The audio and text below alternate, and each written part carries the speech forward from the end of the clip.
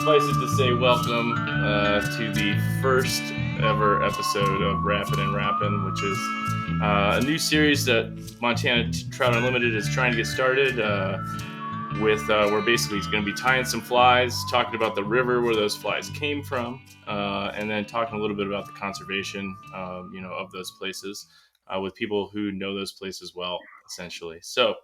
My name is Bill Pfeiffer. I'm the outreach coordinator for Montana TU, and I am joined tonight by two members of the Montana Fly Fishing Connection Guide crew. Here next to me is Jason Brininstool, and joining us via video is Will Plumhoff.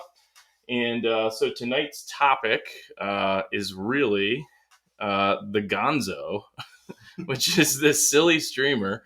Well, at least, I don't know. I guess it works really well. It can't be that silly.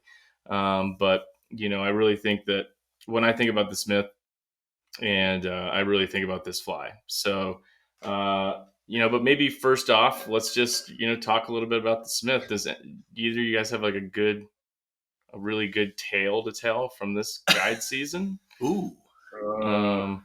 The first day, this is classic Smith. You put in at Camp Baker, it's like partly cloudy. It's usually a nice day. Nice day, man. Like upper 40s, low 50s, kind of a late spring, kind of a chill in the air.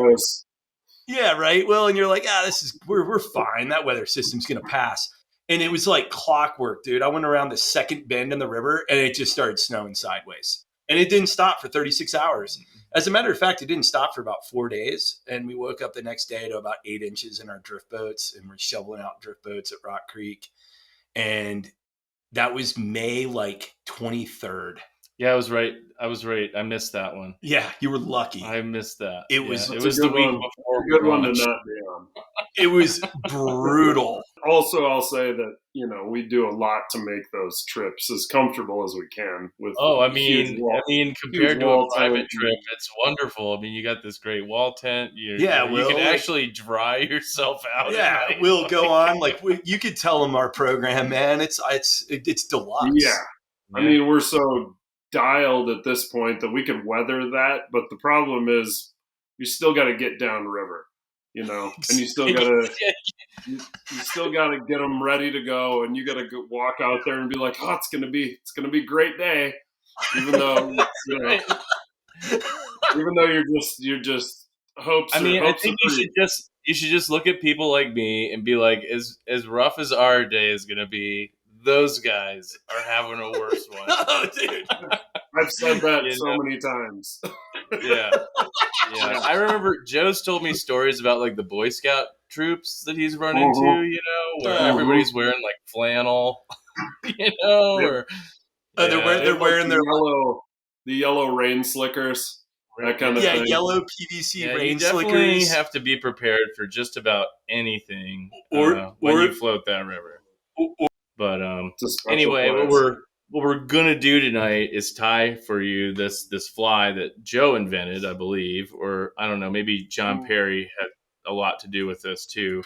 But it's a really simple fly. It's called the Gonzo, and it's basically a sculpin pattern. I think it's really slim in the back. It's like kind of a deceiver style fly in the back. And then, it's basically marabou in the front. So big head, really skinny tail. So what you will need to tie this fly, I'm going to tie it on some Gamakatsu hooks, some B10S's. This is a number 4, just because the bigger it is, the easier it is for you to see. You're going to need some little tungsten eyes, some kind of eyes. Joe likes this rusty olive angel hair, so we got some of that. We've got some dark olive saddle hackles. As I'll talk about, you need to find good quality feathers for this fly. And then usually 3 different colors of marabou. I'm going with amber, sculpin olive, and black in the front. So feel free to chat while I'm doing this, because we're not going to accelerate the speed of this fly. Do you approve of Bill's color combinations, Will? Yeah, I think if you ask Sowerby, it's olive.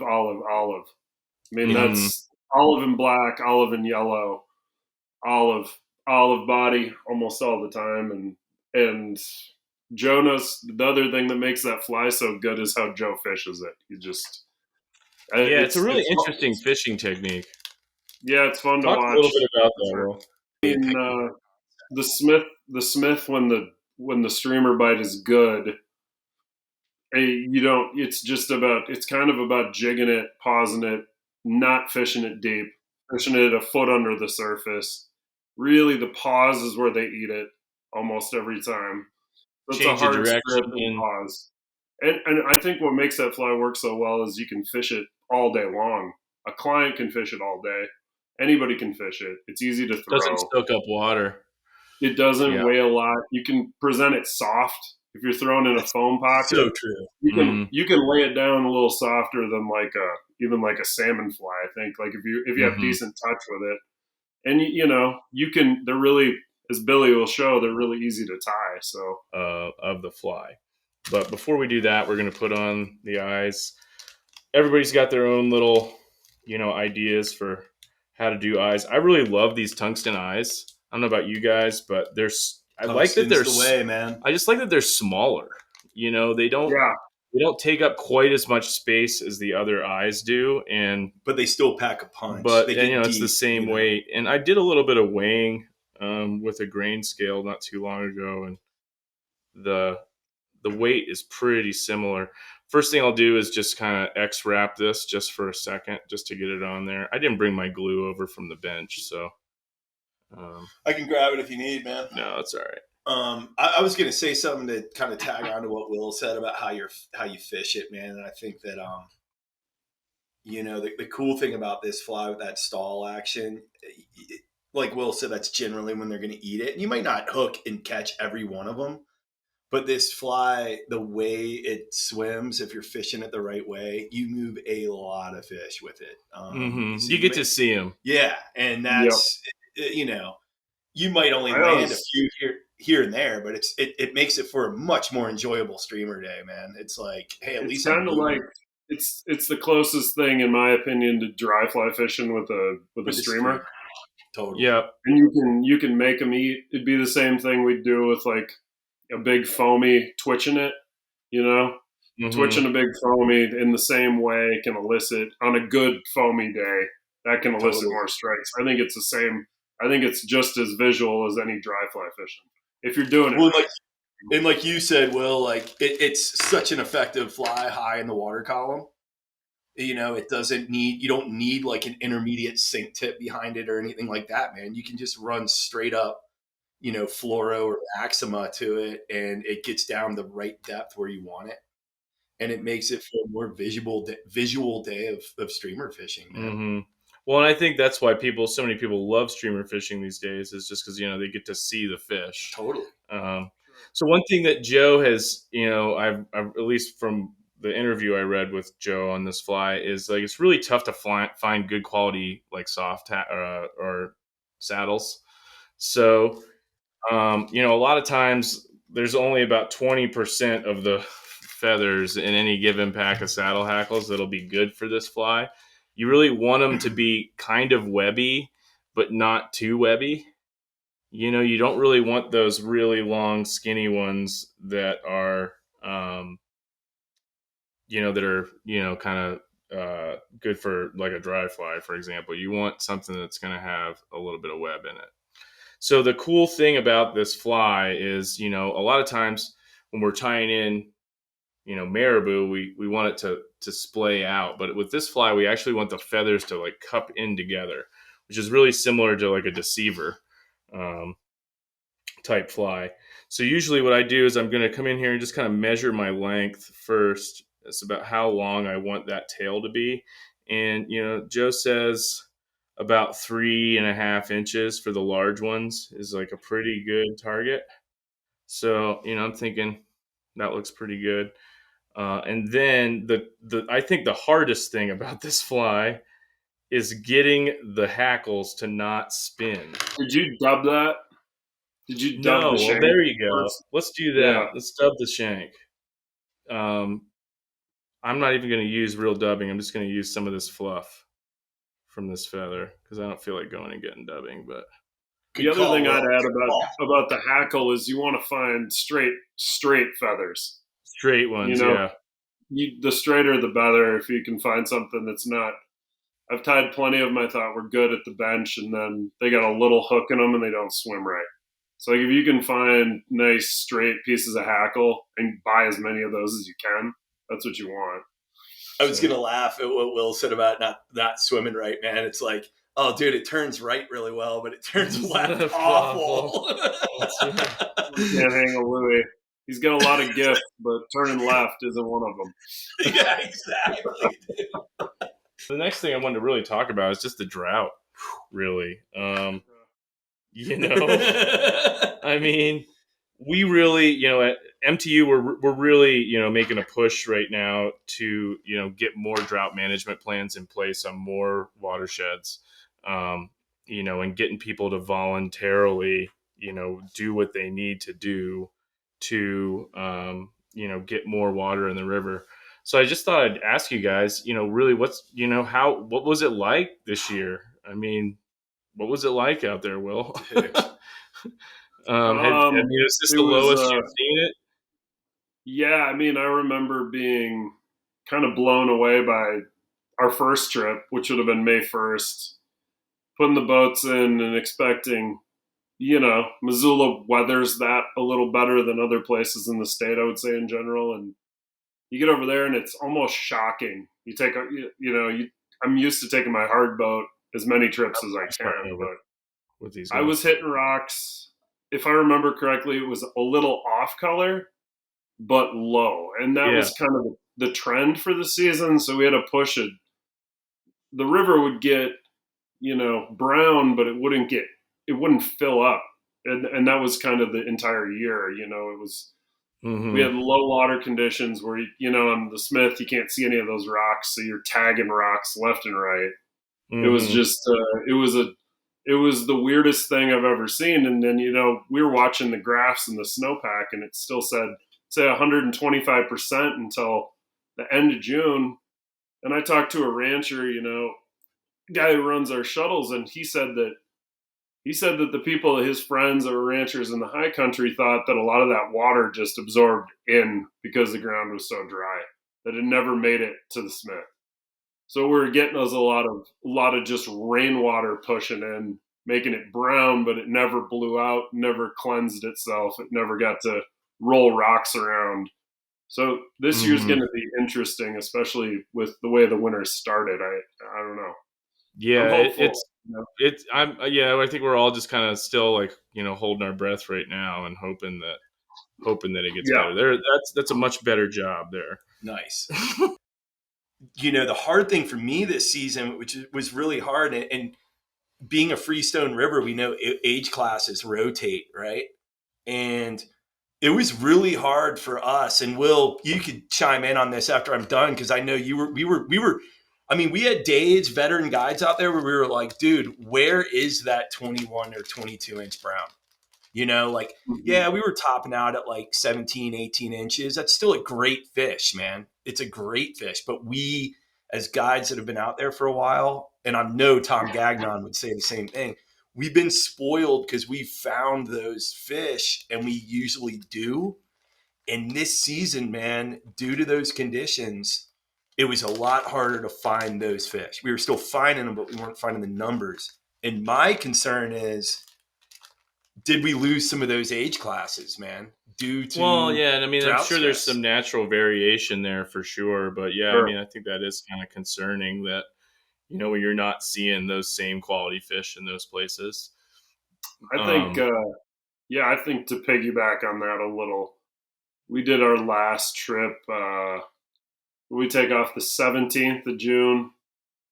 Got a hold of Joe, I think at Heaven on Earth, and just were like, the bottom's falling out of this thing. I think it was 120 at Eden. Yeah, and at the bottom. The hardest part about that whole deal was day 4 and 5 were the best dry fly days I had. We had phenomenal golden stones, and I've talked about it before. Like, we're losing our goldens. There's not a month of goldens anymore. You know, Mm-hmm. instead we get weird other stuff. So we're fishing a lot of crayfish, and we're fishing a lot of cicadas, and Yeah, I mean, that was the only thing I caught fish on this year were crayfish patterns. So right, and you know, I had a day 5 where I knew that was my last trip down the Smith. You know, I used to be out there. I mean, like back in the day, we'd do September trips. Totally. You know, and I've only done 3, but you know, I'd guide until the end of July instead of the middle of June. So it's a pretty substantial difference. And this year was stark. I felt like very stark. Like, you know, other years it's been more kind of up and down, and you get your pulse, and then it fishes again, or you know, you get a little rain and it starts to fish. This was just, it felt like somebody sucked all the water out of the river, and you know. To Jason's point, I mean, we had weeds as thick as you see on the Upper Clark in August, in June, and that was mid June. You know, which is obviously the water's warm. There's not much of it. If you're 4th or 5th boat, you're probably not getting them very well because we're all running over the same trout. Yeah, that was the other thing I noticed was the day that I was in front, I definitely did better. Yeah. You mean it's our crew? Yeah. If you see these guys on the river, folks, like, get in front of them. Because they'll be fine, and you won't be if you're in the back. So, they're probably getting poked. They might be getting poked. Exactly. So the next step with this fly is the marabou. You know, we were just putting it on, and we just basically put one feather on the bottom and one on the top of each color. So I've got 2 olives here. I've got 2 yellowish ambers, and then I've got 2 blacks. So I'm going to start with the yellow at the back. But yeah, sweet. Continue chatting as I'm doing this. The low water thing, obviously, the lower the water is, probably indicates it's probably been hotter, which means people are pulling more water. You know, this is a river that comes out of a very agrarian, you know, valley where it's getting so much water is getting yanked out that, like, if you have a bad snowpack year on like Sheep Creek, where you get most of your clear water, you're really in trouble. And I mean, that's, I think, what happened this year. You know, and they didn't make a water call, you know, and that's really one of the things that we're really, you know, really wanting to see happen in the future. Well, is for that call to be made, because that's why that water is there. You know, it's there to be used to help the fishery. That last trip you guys were on, did you see any brown drakes? I think it was maybe, but it didn't leave an impression. If we did have brown drakes, it wasn't substantial enough for me to be like, oh my God. It's not like some of the days when I've stood on Givens when we used to still camp there and just watched a migration. It's like being on the Serengeti, you know, and watching those things go upstream. I mean, I remember posting up 2 miles above camp for 15 minutes, a half hour of fishing, and it'd be the most Gonzo appropriately titled type of fishing. I mean, it was lights out, and I'd have clients that would be like, "I'm done. I want to go in. I'm done." You know, we take a fair amount of older people, and they, you know, and you're fishing through, you know, brutally hot weather typically, and then as soon as the sun gets behind the wall, there you go, good looking bug. Great sun streamer. Gets behind the wall, and you've got every fish in the river looking up. It's the easiest. Yeah, well, I mean, still not good. The tails. I mean, it's so hard. I'm gonna ask Joe. It's good looking, man. That thing how to get those to sit together. That'll definitely fish. But, you know, I mean, you're basically just, you know, laying some marabou on that hook to cover it up, and you're good. It's all about that taper. This brings me so, you know, this is the Gonzo. I'm gonna also be interviewing Mr. Sowerby here, I think, to add to this. But if not, you know, that's his. This is what he gets, baby, for that. His creation. But I had a good favorite boat camp on the Smith. Ooh, well, it's a toughie. It's a toughie. I mean, definitely not rattlesnake. Not rattlesnake. God. I'm I don't curious what know, you're going to Jason. say. What do you like? I think I've always said probably Lower Sunset. Lower Givens is Lower Givens is beautiful, but that gets to Will. The thing is, with Will and I being out there that many years, dude, Givens walking up the hill is bad. It's not only that, man. It's a wind tunnel, so it's a gamble on a bad week, man. And Will, I'll let Will tell that story, dude. That's hilarious. I was on a trip a long time ago where it snowed. It was that second week of June trip. It snowed the day before. I think we got 16, 18 inches. And we were at Lower Frawn. And the boys, those guys like to booze it up a little bit. So we'd had a few the night before, and one guy had to be helped to his tent. And I remember Lance Gleason was on the trip. He was kind of like guest guiding. LG. And, I mean, this is back. What's up, LG? This is back when people wore Crocs still, you know. And actually, it was, I think LG and Ben Hart were both on the trip. So it was quite a cast of characters, and we had people were wearing Crocs, and I remember Chris Orwig had Crocs on, and Lance Gleason went out to pee, and everybody had their sleeping bags up tight around their noses, and Lance walked back in. He's like, all their tents are collapsing. It snowed like 18 inches. And he just gets back in his sleeping bag. So we had to go out. I don't think we had a shovel, so I think we used oar blades and dug out all the boats, went out and put our like a brave face on and caught fish somehow. Gear guys got to Givens. We got there. Those guys were over the moon. They were blown away by how hard we'd worked to put them on fish despite the conditions. We get there, and that was one of the early days when I could still put them back a little bit, and everybody said, all right, we don't want to schlep all this booze off the river. So these guys had brought, I don't know, they're from Kansas or something, had brought a lot of scotch along. So we had a good time, and we were up till about 3 a.m, which is late for us. And that's late for anyone.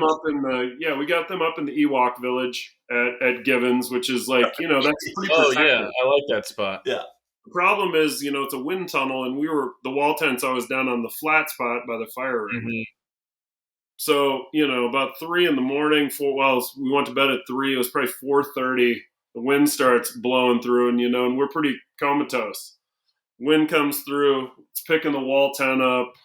Wall tent blows away at one point. Cots everywhere, boats everywhere. And this is not a small wall tent. This sleeps like 8 dudes. It's giant. It's like 19 by 20 something, right? Yeah. Yeah. So that thing's blowing away. We run up to the tents, knock all their tents down, wake them up, drag them out of bed, and row off in, I don't know, 60, 70 mile an hour winds. So that's why I don't like Givens. But it's fair enough. It's beautiful. It's a beautiful state. Will mention Lower Sunset. I think that's definitely Sunset. One of the best on the river. Lower Sunset's so dramatic, Yeah. Like you get up in the morning, and the wall's all lit up, and the wall's right there. It's just, and it's oververt, and it's on a cool bend, and it's a good part of the trip. I mean, Middle Cow right around the corner is one of my favorites too. Yeah, I think it's just a very inviting space, Man, there's so many good ones, I guess is the point. Like Crow's Foot's great, but it's haunted. So it's a tough one to stay at. Haunted. Will firmly believes that's a story I want to hear. Will firmly believes that Crow's Foot has bad juju. Man. Crow's Foot is haunted. Well, you've got all the pictographs are right there. I think it was a place where they probably hunted bison back in the day, the natives. And if you look across the river, there's that little blowhole in the rock. Mm-hmm. And it just, for some reason, I've had it's really all weather related, like at the end of the day. Mm-hmm. So I've just had weird things happen. We lost a couple of gear boats there years ago. Adam DeBruin and I, Chris Orwig. So, yeah. I feel like there's something, there's weird energy there, but yeah, I don't know.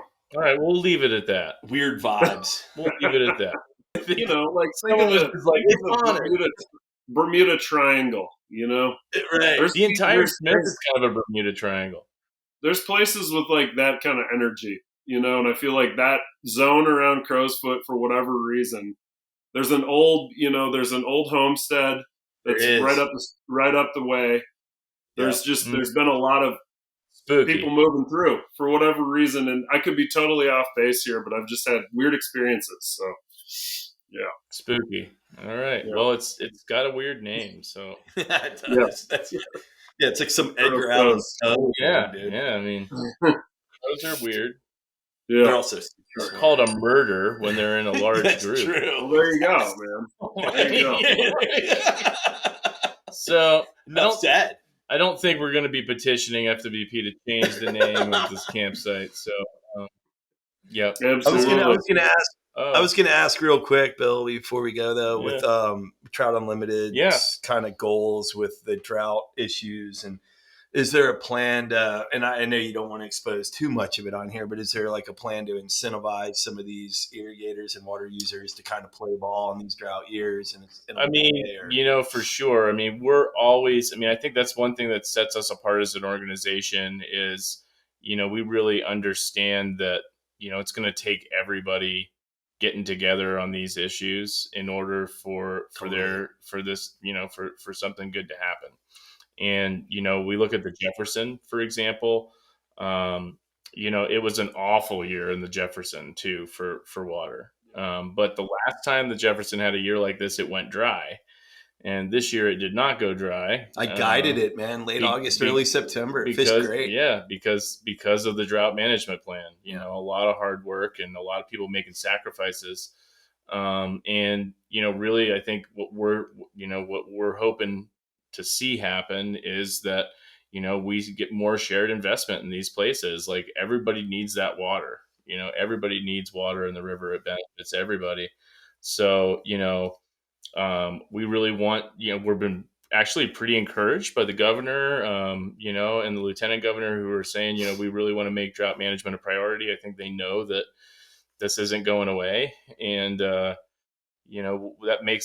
gives us some hope that I think that there's some hope for some of these watersheds like the Smith, like the Shields, and the Ruby, other places that have just really, big hole gotten hammered, and so, but the watersheds where we've got this stuff going, like the Blackfoot, for example, where we have good drought management planning, it was tough on the Blackfoot, but it was one of the better rivers in the state when it came down to it this summer. So as far as water temps were concerned, and flows. So, I think that's our plan really is to, kind of hopefully, see this momentum build. And really we want to just remind people that even if we do end up getting a ton of snow, hopefully, knock on wood, the next couple of months, this issue is not going to go away.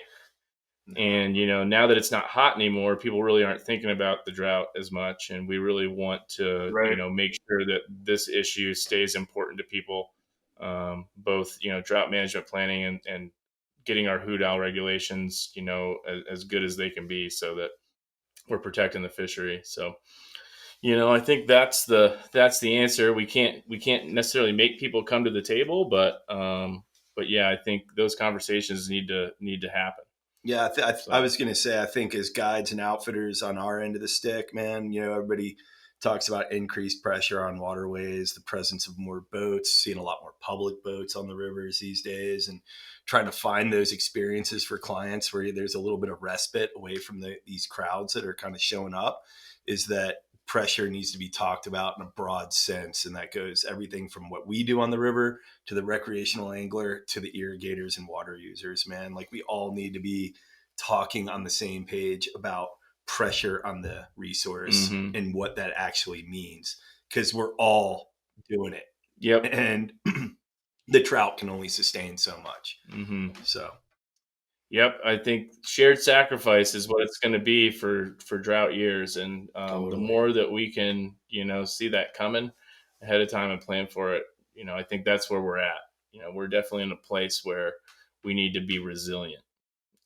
And so that's what we're looking to build is resiliency, because we're gonna have droughts. Totally. We're just gonna have them. So. Well, we appreciate you guys doing that stuff for sure. Well, thank you guys. This is the best job I've ever had, so I love it. Hey, man, thanks for joining us, Will. Yeah, Will, thanks so much. And, we'll be doing more of these, I think, next week, next week. We'll see how long it takes me to put these together, but next one hopefully I have on tap. Heavily edited. Yeah. It's going to have to be a little bit edited. Yeah. So. But the next one of these I'm planning on doing will be with Bryn Gibson, who you guys might know Bryn. But she's been, I think for over a year now, she's been doing Catch a Fish on a Dry Fly every month of the year. Oh, sweet. Well done. That's cool. And so, I think next episode we're going to hang out, tie some dry flies, talk about. Are you going to tie midges? I think we are. I think we're gonna have to tie all sorts of different things. But yeah, I did turn her on to the buzzball. Yeah, so, buzzballs and midge clusters. There you go. But yeah, she has a pretty cool midge pupa pattern that she was showing me the other day when I ran into her on the Bitterroot. She went down to get her November 5th. Sounds like mental suffering. Well, I think it's better than trying to ski in August. Yeah, that's a good point.